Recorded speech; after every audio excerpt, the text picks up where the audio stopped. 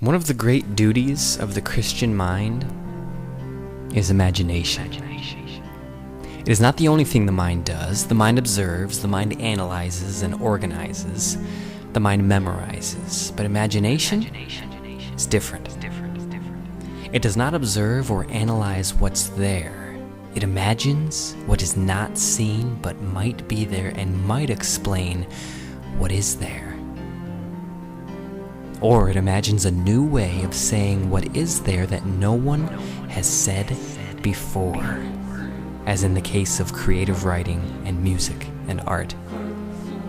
I say that imagination is a Christian duty for two reasons. One is that you can't apply Jesus' golden rule without it.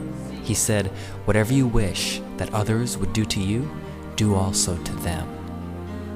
We must imagine ourselves in their place and imagine what we would like done to us. Compassionate, sympathetic, helpful love hangs much on the imagination of the lover. The other reason I say that imagination is a Christian duty is that when a person speaks or writes or sings or paints about breathtaking truth in a boring way, it is probably a sin. The supremacy of God in the life of the mind is not honored when God and His amazing world are observed truly, analyzed duly, and communicated boringly. Imagination is the key to killing boredom. We must imagine ways to say truth for what it really is, and it is not boring. God's world, all of it, rings with wonders.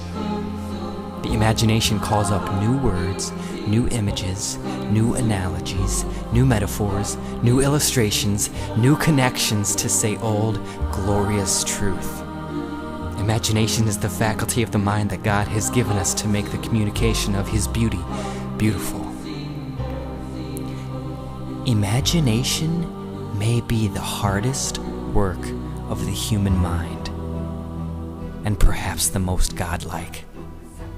It is the closest we get to creation out of nothing.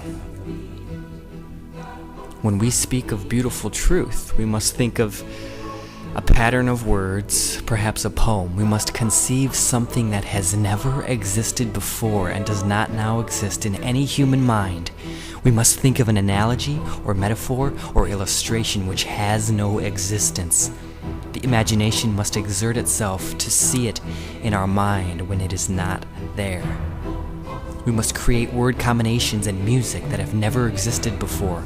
All of this we do because we are like God, and because He is infinitely worthy of ever new words and songs. A college or a church committed to the supremacy of God in the life of the mind will cultivate many fertile and a few great imaginations.